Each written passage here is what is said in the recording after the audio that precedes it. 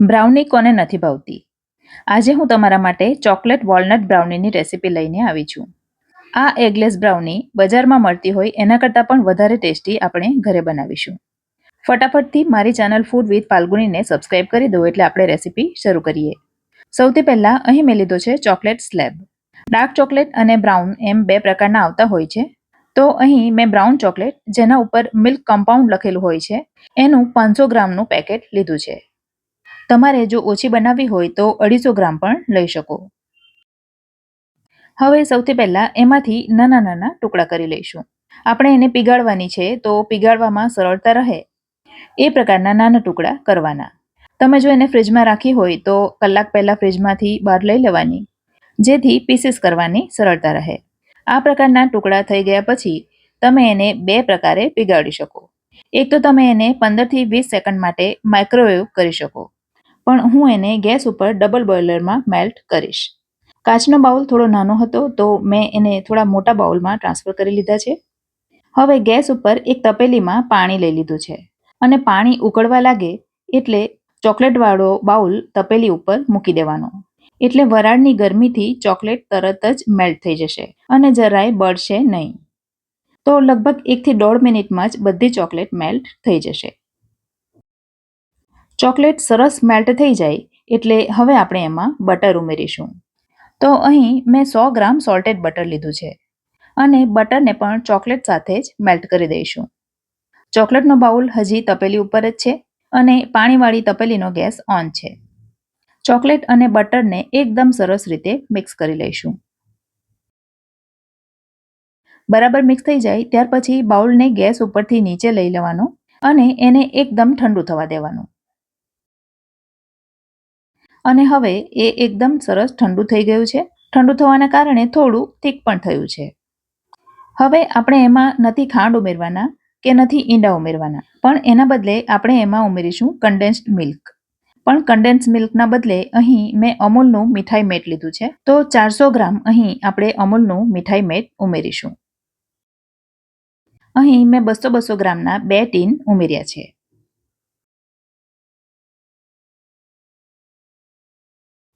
હવે ફરી પાછું બધું સરસ રીતે મિક્સ કરી લઈશું. મીઠાઈ મેટ ઉમેર્યા પછી ફરી પાછું બેટર થોડું લિક્વિડી થશે. આ રીતે ફ્રેન્ડ્સ ખૂબ જ ટેસ્ટી બ્રાઉની બનીને તૈયાર થાય છે અને કોઈ કહી પણ નહીં શકે કે આ તમે ઘરે બનાવેલી છે. આટલી વસ્તુ બરાબર મિક્સ થાય ત્યાર પછી હવે આપણે એમાં મેંદો ઉમેરીશું. મેંદાને ચાળીને ઉમેરવાનો, જેથી કોઈ પણ પ્રકારના લમ્સ ન રહે. તો અહીં મેં 150 ગ્રામ મેંદો લીધો છે અને સાથે લીધો છે 5 tablespoon cocoa powder. Cocoa પાવડરને પણ મેંદા સાથે જ ચાળી લઈશું. ફ્રેન્ડ્સ, આમાં 5 ટેબલ સ્પૂન કોકો પાવડર પૂરતો છે, પણ જો થોડો ઘણો વધતો ઓછો થઈ જાય તો એ વાંધો નથી. હવે ફરી પાછું બધું સરસ રીતે મિક્સ કરી લઈશું.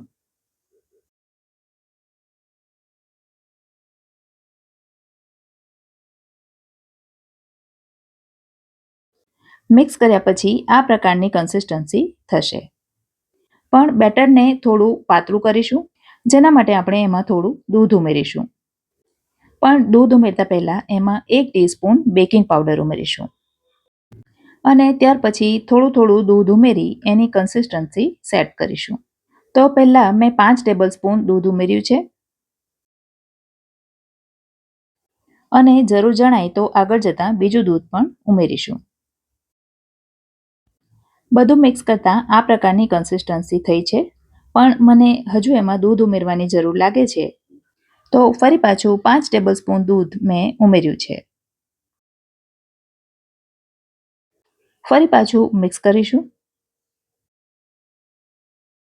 અને ફ્રેન્ડ્સ, થોડું થોડું કરતાં મેં લગભગ પોણા કપ જેટલું દૂધ અંદર ઉમેર્યું છે. પણ તમારા બેટરની થિકનેસ પ્રમાણે દૂધનું પ્રમાણ વધતું ઓછું થઈ શકે છે. હવે બધું બરાબર મિક્સ થઈ ગયું છે અને તમે એની કન્સિસ્ટન્સી જોઈ શકો છો. તો આ પ્રકારની રિબન કન્સિસ્ટન્સી રાખવાની. હવે આપણે વોલનટ બ્રાઉની બનાવી રહ્યા છીએ, માટે એમાં થોડા અખરોટના ટુકડા ઉમેરીશું, જેનું પ્રમાણ પણ તમે તમારી રુચિ પ્રમાણે વધતું ઓછું કરી શકો છો. અને અખરોટ ન પસંદ હોય અને ન ઉમેરો તો પણ વાંધો નથી. તમને ગમતા હોય તો એમાં ચોકલેટ ચિપ્સ પણ ઉમેરી શકાય. ફરી પાછું બધું સરસ રીતે મિક્સ કરી લીધા પછી અહીં મેં એક બેકિંગ ટ્રેને બટર પેપર સાથે ગ્રીસ કરીને તૈયાર રાખી હતી. જેના માટે પહેલા ટ્રેમાં બટર અથવા ઘી લગાવી દેવાનું, એના ઉપર બટર પેપર મૂકી દેવાનું અને એના ઉપર ફરી પાછું બટર અથવા ઘી લગાવી દેવાનું. હવે આ બ્રાઉનીનું મિશ્રણ બધું અંદર રેડી દઈશું અને ઉપરની સરફેસને સ્પેચ્યુલા વડે ફેલાવી દઈશું. હવે એને 180 ડિગ્રી પર પ્રીહીટ કરેલા ઓવનની અંદર 30 થી 35 મિનિટ માટે બેક કરવાનું છે. ઓવનમાં મૂકતા પહેલા એને થોડું ડેપ કરી દઈશું. ઉપરથી પણ થોડા અખરોટના ટુકડા ભભરાવી દઈશું અને ફરીથી કહું છું, 180 ડિગ્રી ઉપર પ્રીહીટ કરેલા ઓવનમાં 30 થી 35 મિનિટ માટે બેક કરવાનું છે. બેક થઈ જાય અને થોડું ઠંડુ થાય ત્યાર પછી એને બહાર લઈ લેવાનું, પણ એ એકદમ ઠંડુ થાય ત્યાર પછી જ એના પીસીસ કરવાના. ઠંડુ થઈ જાય એટલે એને સાચવીને બહાર લઈ લઈશું અને એકદમ ઠંડુ થાય ત્યાર પછી જ એના પીસીસ કરીશું. તો હવે તમે પણ આ ચોકલેટ વોલનટ બ્રાઉની ઘરે ટ્રાય કરજો ફ્રેન્ડ્સ. નો ફેલ રેસીપી છે, તમારાથી ચોક્કસ થશે જ. તો આજની મારી આ રેસીપી તમને ગમી હોય તો તમારા ફ્રેન્ડ સર્કલમાં ચોક્કસથી શેર કરજો અને વિડીયોને લાઇક કરવાનું ભૂલતા નહીં. ફરી મળીશું આવી જ એક નવી રેસીપી સાથે.